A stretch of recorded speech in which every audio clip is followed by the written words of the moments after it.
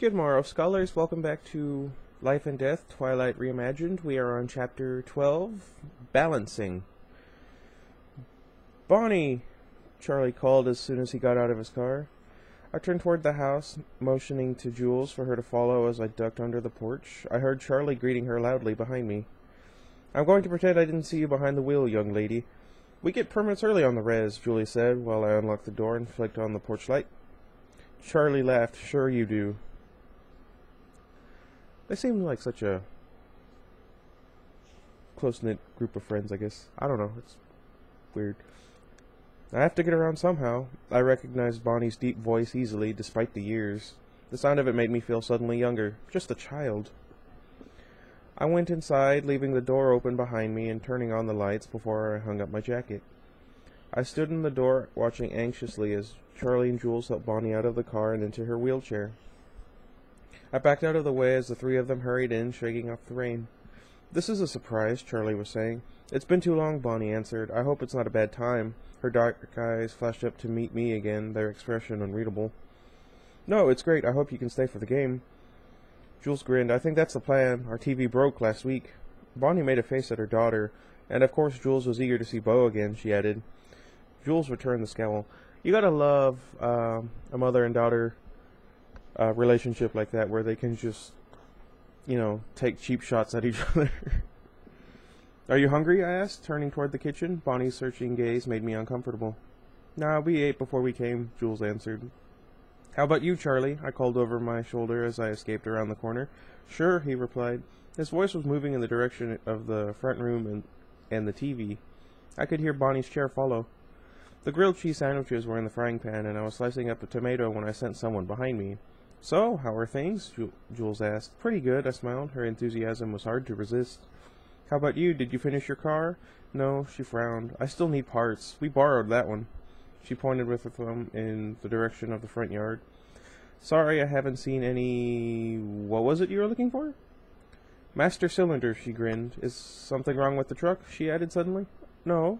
"Oh, I just wondered because you weren't driving it." I stared down at the pan, pulling up the edge of a sandwich to check on the bottom side. "I got a ride with a friend."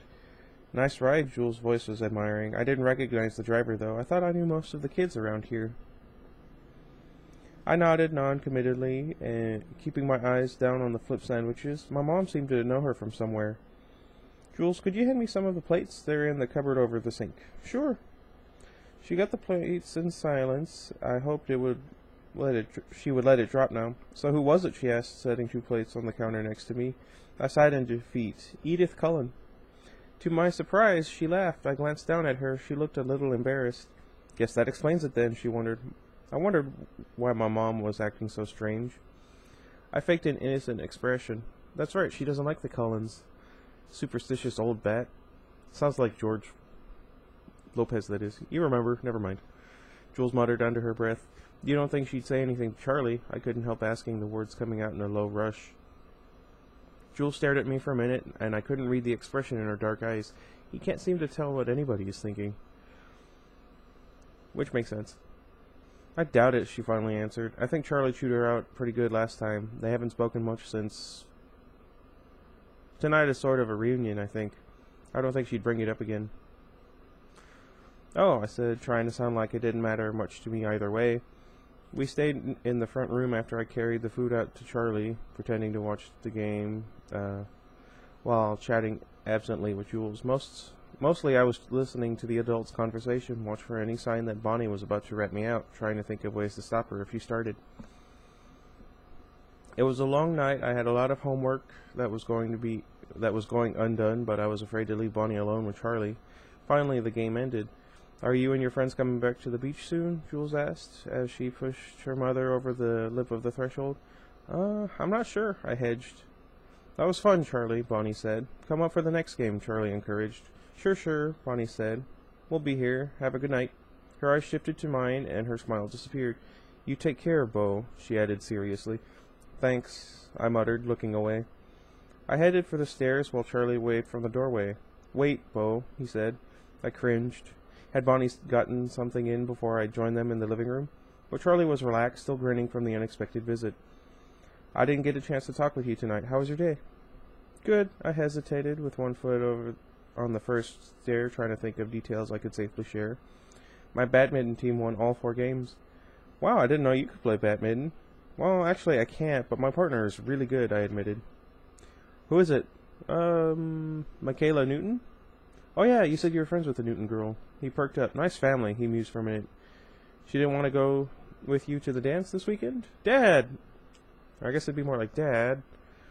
How did my sister always say, never mind.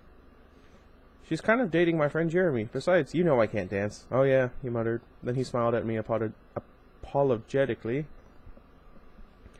So I guess it's good you'll be gone Saturday. I've made plans to go fishing with the guys from the station. The weather's supposed to be real warm, but if you wanted to put off your trip till someone could go with you, I'd stay home. I know I leave you alone here too much. Dad, you're doing a great job, I said, hoping my relief didn't show. I've never minded being alone. I'm too much like you. I feel like that's actually an insult. I grinned at him, and he smiled his crinkly-eyed smile. Well, that's kind of nice, I suppose. I slept better that night, too tired to dream again. When I woke up to the pearl gray morning, I felt almost high. My mood was so optimistic. The tense evening with Bonnie and Jules seemed harmless enough now. I decided to forget it completely. I caught myself whistling while I was cranking a comb. What? Yanking a comb through my hair. And later, again, as I hurled down the stairs. Hurtled. What? I can't read today. I'm gonna go back to bed. Charlie noticed. You're cheerful this morning, he commented over breakfast. I shrugged. It's Friday. I hurried so I would be ready to go the second Charlie left. I had my bag packed, my shoes on, teeth brushed, but even though I rushed to the door as soon as I was sure Charlie would be out of sight, Edith was faster. She was waiting, windows down, engine off. I didn't hesitate this time as I climbed into the passenger seat. She flourished her dimples, and my chest did this mini heart attack thing. I couldn't imagine anything more beautiful, human, goddess, or angel. There was nothing about her that could be improved upon. I just realized there's a candle on my desk.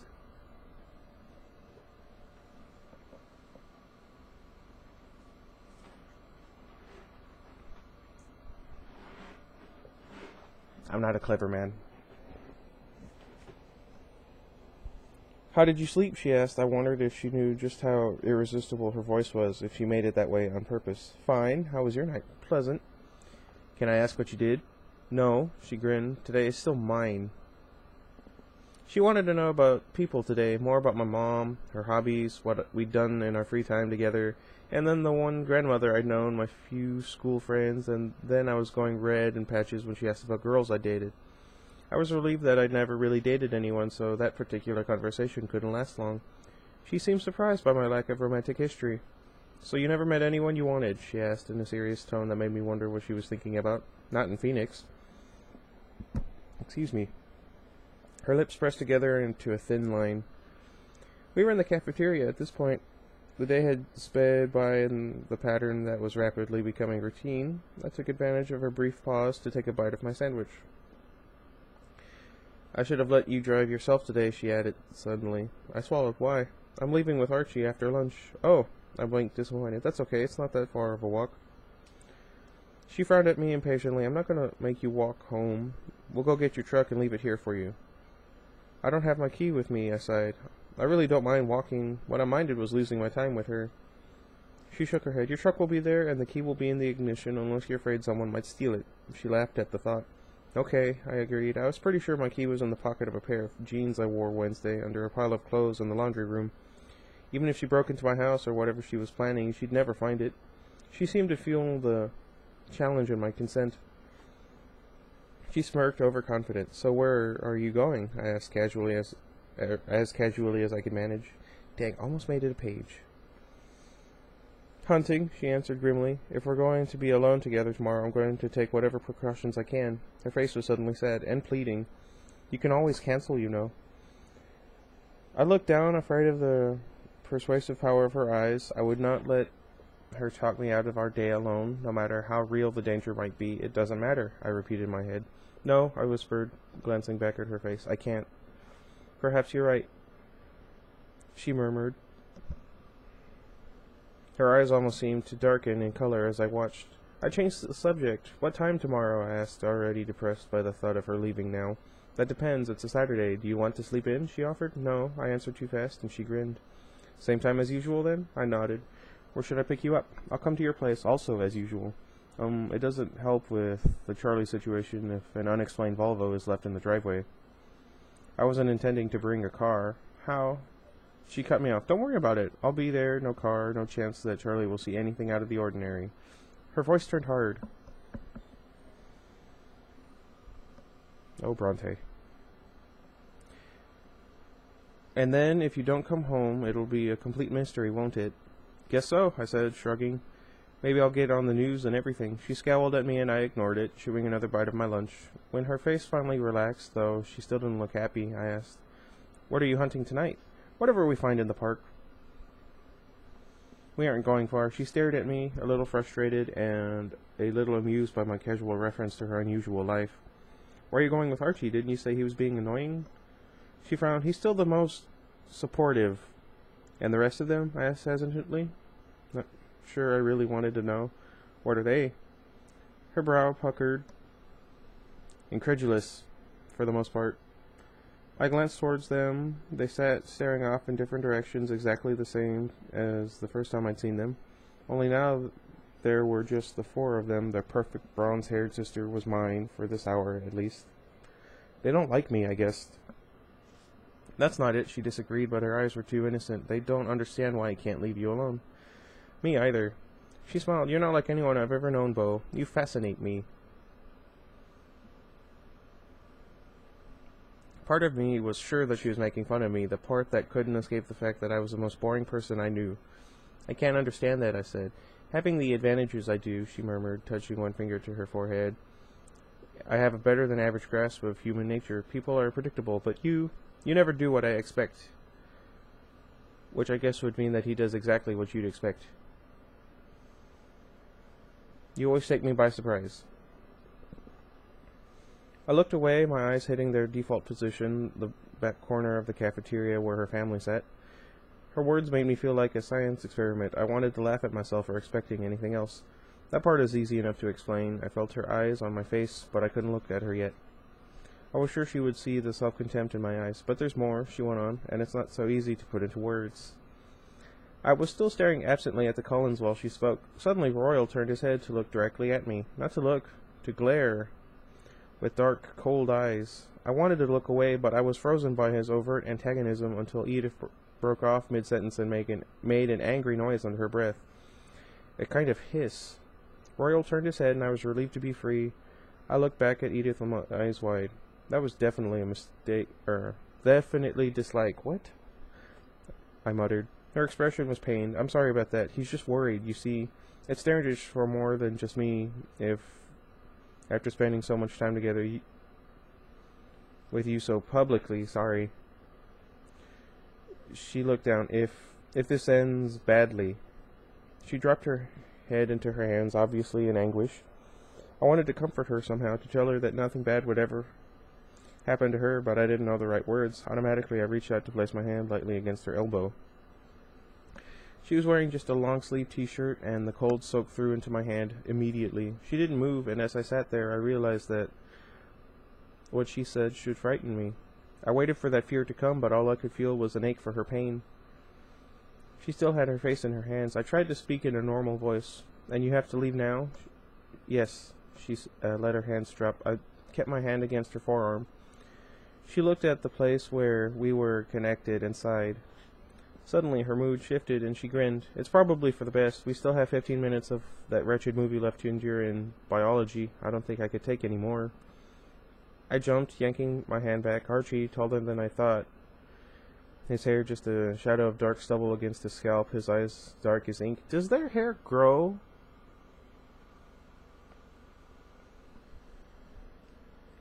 While suddenly standing behind Edith's shoulder.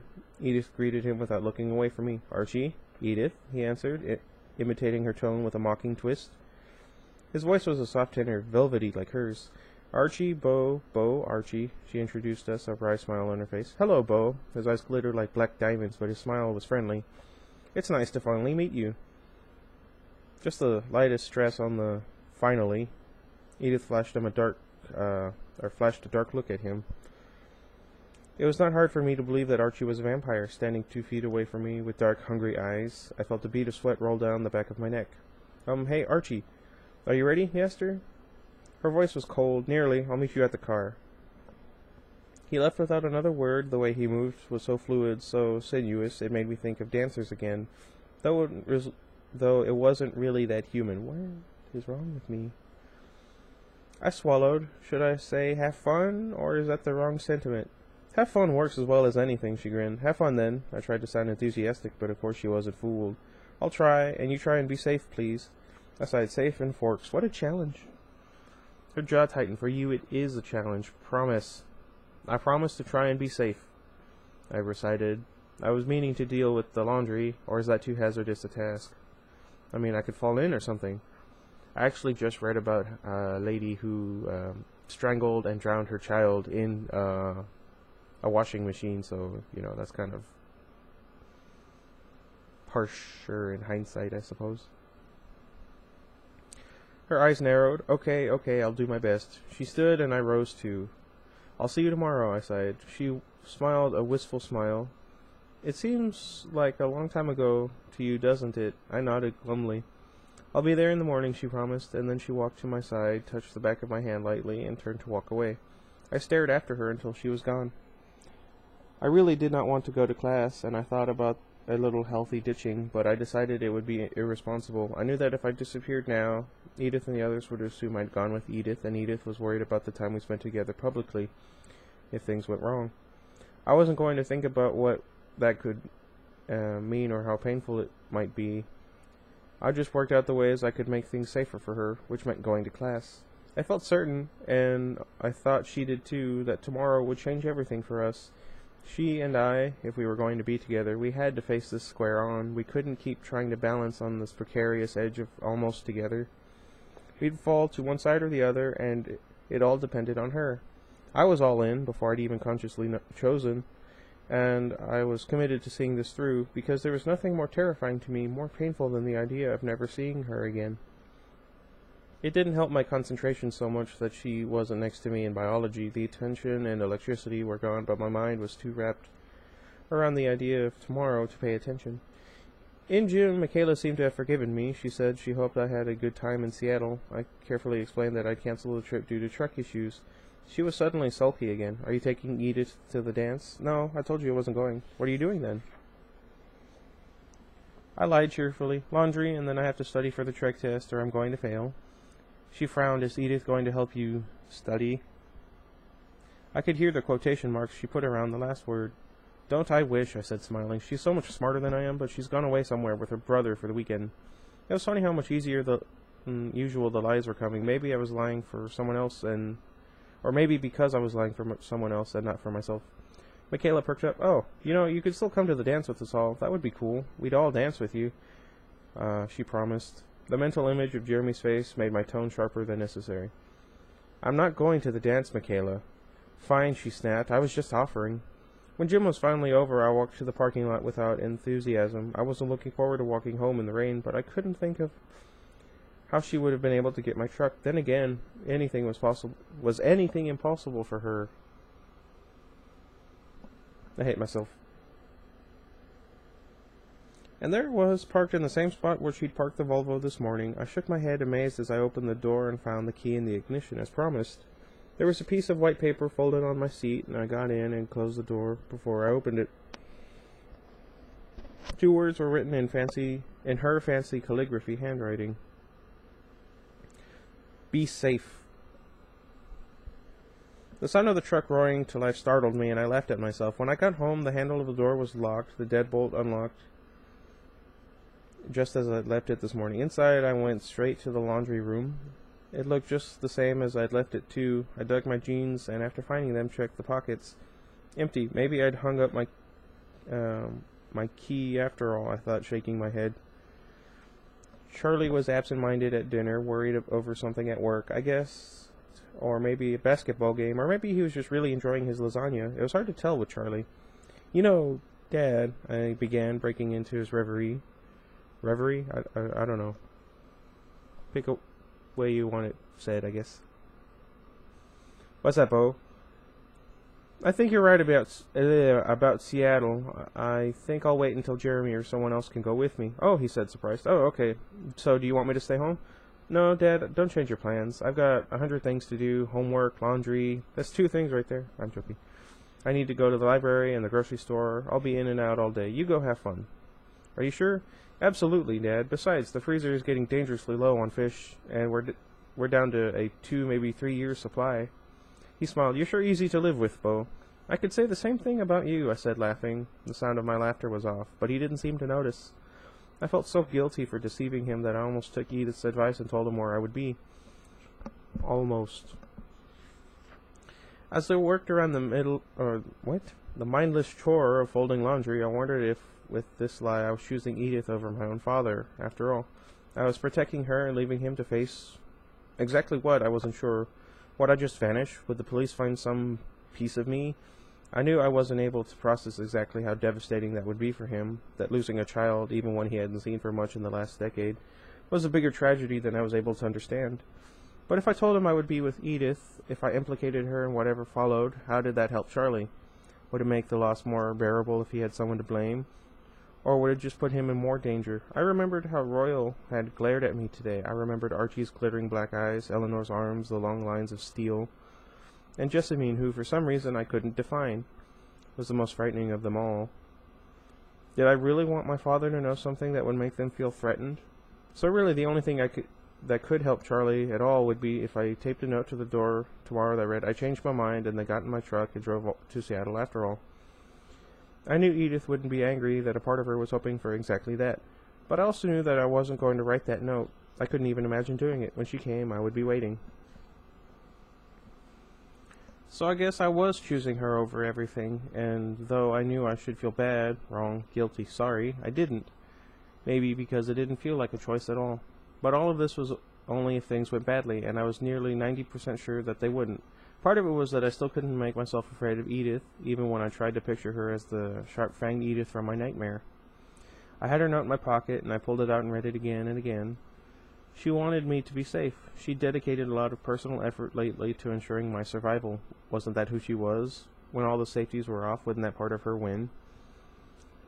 The laundry wasn't the best job for keeping my mind busy. As much as I tried to focus on Edith, I knew the one I loved. I couldn't help picturing what ending badly might look like, might feel like. I'd seen enough horror flicks to have some preconceived notions, but it didn't look like the very worst way to go.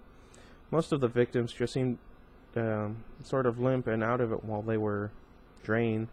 But then I remembered about what Edith had said about bears, and I guess that the realities of vampire attacks were not much like the Hollywood version. But it was Edith. I was relieved when it was late enough to be acceptable for bedtime. Sometimes I'll go to bed at 7. I knew I would never get to sleep with all this crazy in my head, so I did something I'd never done before. I deliberately took unnecessary cold medicine, the kind that knocked me out for a good 8 hours. I knew it was not the most responsible choice, but tomorrow I would be complicated enough without me being loopy from sleep deprivation on top of everything else.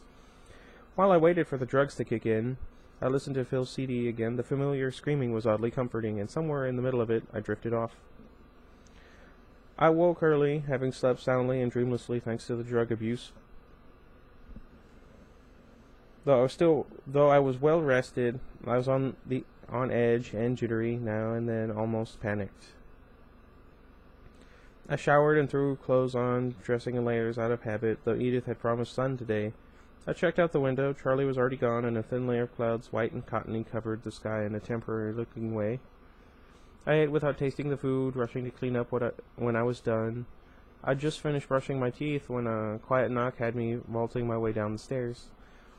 My hands were suddenly too big for this simple deadbolt, and it took me a second, but finally I threw the door open, and there she was. I took a deep breath. All the nerves faded to nothing, and I was totally calm. She wasn't smiling at first. Her face was serious, even wary, but then she looked me over, her expression lightened, she laughed. Good morning, she chuckled. What's wrong? I glanced down to make sure I hadn't forgotten anything important, like shoes or pants. We match, she laughed again. She had on a light tan sweater with a scoop neck, a white t-shirt underneath, and jeans. My sweater was the exact same shade, though that and my white tee both had crew necks. My jeans were the same color blue, too, only she looked like a runway model, and I knew that I did not. Got that right. I locked the door behind me while she walked to the truck. She waited by the passenger door with a martyred expression that was easy to understand. You agreed to this, I reminded her as I unlocked her door and opened it. She gave me a dark look as she climbed past me. I got in my side and tried not to cringe as I revved the engine very loudly to life. Where to? I asked. Put your seatbelt on. I'm nervous already. I rolled my eyes but did what she asked. Where to? I repeated.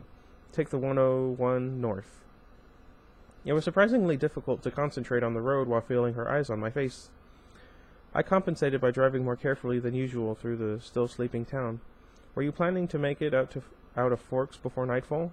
This truck is old enough to be the Volvo's grandfather. Have a little respect. But we were soon out of the town limits, despite her pessimism. The thick underbrush and dense forest replaced the lawns and houses.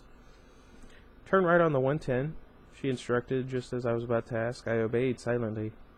Now we drive until the pavement ends. I could hear a smile in her voice, but I was too afraid of driving off the road and proving her right to look over and be sure. And what's there at the pavement's end? I wondered. A trail. We are hiking? Is that a problem? No. I tried to make the lie sound confident, but if she thought my truck was slow. Don't worry, it's only 5 miles or so, and we're in no hurry. 5 miles, I didn't answer her, so that she wouldn't hear the panic in my voice. How far had I hiked last Saturday? A mile? How many times had I managed to trip in that distance? This was going to be humiliating.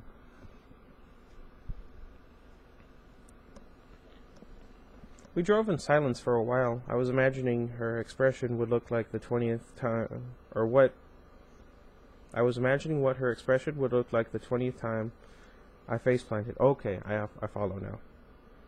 What are you thinking? She asked impatiently after a few minutes. I lied again. Just wondering where we're going. It's a place I like to go to when the weather is nice. We both glanced out the windows at the thinning clouds. Charlie said it would be warm today.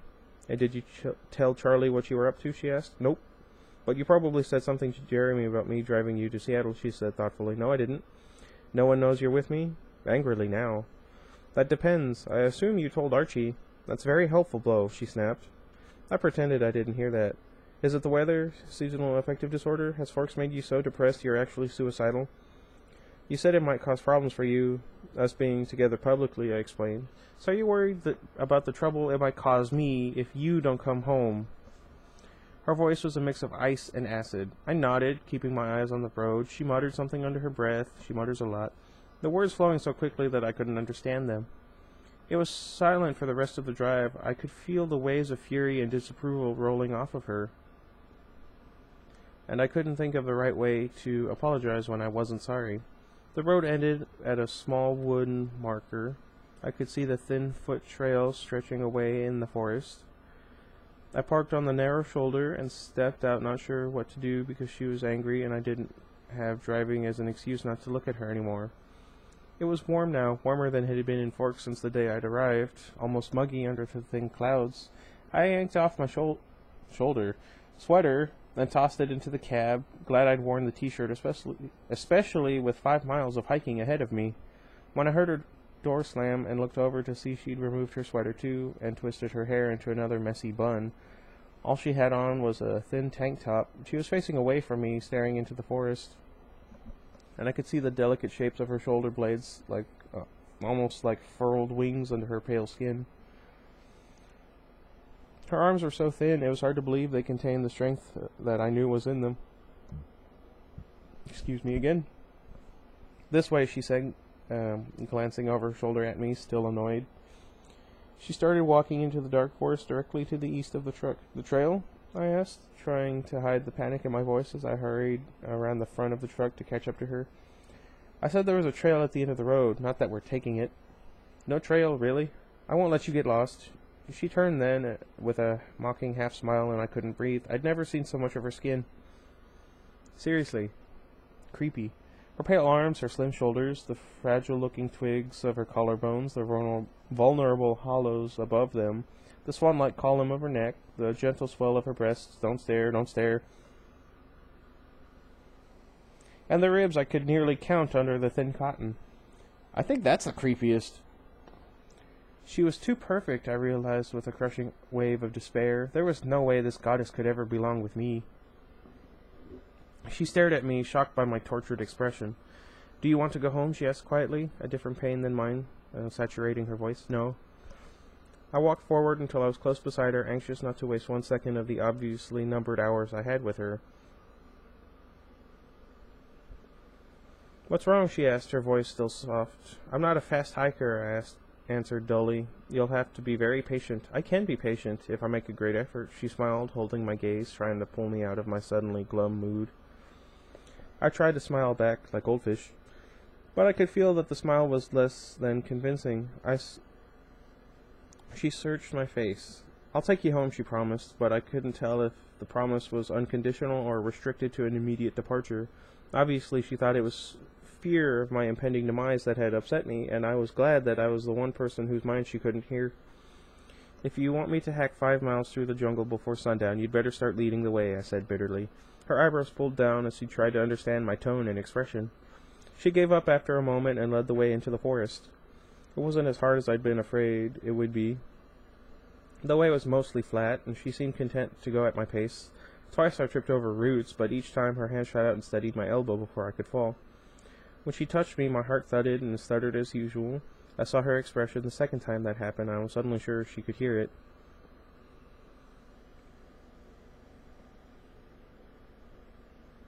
There we are. I tried to keep from looking at her every time I did. Her beauty filled me with the same sadness. Mostly we walked in silence. Occasionally she would ask a random question that she hadn't gotten to in the last 2 days of interrogation. She asked about birthdays, grade school teachers, childhood pets, and I had to admit that after killing 3 fish in a row, I'd given up on the practice. She laughed at that, louder than usual, the bell-like echoes bouncing back to me from the trees. The hike took me most of the morning, but she never seemed impatient. The forest spread out around us in a labyrinth of identical trees, and I started to get nervous that we wouldn't be able to find our way out again. She was perfectly at ease in the green maze, never showing any doubt about our direction. After several hours, the green light that filtered down through the canopy brightened into yellow. The day had turned sunny, just as promised. For the first time since we'd started, I felt excitement again. "Are we there yet?" I asked. She smiled at me, she smiled at the change in my mood. "Nearly. Do you see the clearer light ahead?" She stared into the thick forest. Should I?" "Maybe it's a bit too soon for your eyes." "Time to visit the optometrist," I sighed, and she grinned. And then after another 100 yards, I could definitely see a brighter spot in the trees ahead, a glow that was yellow-white instead of yellow-green. I picked up the pace, and she let me lead now, following noiselessly. I reached the edge of the pool of light and stepped through the last fringe of ferns into the most beautiful place I'd ever seen. The meadow was small, perfectly round, and filled with wild flowers, violet, yellow, and white. Somewhere nearby I could hear the liquid rush of a stream. The sun was directly overhead, filling the circle with a haze of buttery sunshine. I walked slowly forward through the soft grass, swaying flowers and warm, gilded air. After the first minute of awe, I turned, wanting to share this with her, but she wasn't behind me where I thought she'd be. I'd spun around, searching for her, suddenly anxious. Finally, I found her, still under the dense shade of the canopy, on the edge of the hollow, watching me with curious eyes, and I remembered why we were here. The mystery of Edith and the sun, which she'd promised to solve for me today. I took a step back, my hand stretched out toward her. Her eyes were wary, reluctant, oddly. It reminded me of stage fright. I smiled encouragingly and started walking back to her. She held up a warning hand, and I stopped, rocking back onto my heels. Edith took a deep breath, closed her eyes, and then stepped out into the bright glare of the midday sun. Okay, so not quite as long as I thought the video would be, but also longer than I had hoped. Get out of here. I don't know what you are. Not you guys. Alright, so what do you guys think? I hope I did a little bit better, even though I did actually, I feel worse. My friend Francisco, he's wondering if I'm going to start playing games again on the channel, since I've been doing a lot of, skits and I say a lot, but it's only been like 2 or 3. And a lot of Twilight videos. And I'm thinking about playing South Park: The Stick of Truth. It might be a fun little RPG style game and whatnot. Let me know if I should go back to Pokemon. I would say go ahead and go back to Pokemon, but seeing as how that was the least popular one of all my videos, minus Dead Island, considering the fact that even I wasn't thrilled by it after a while. We'll see. You guys remember when my friend Justin decided to just leave me and start playing some other game instead of helping me? I swear, some people... Anyway, I'm about to give Iggy a bath. I'm probably going to feed him first so he's less likely to be angry. And I will see you all hopefully soon. That is to say tomorrow, unless I have a second video up today before I, leave. Wish me luck. But until next time, goodbye everybody.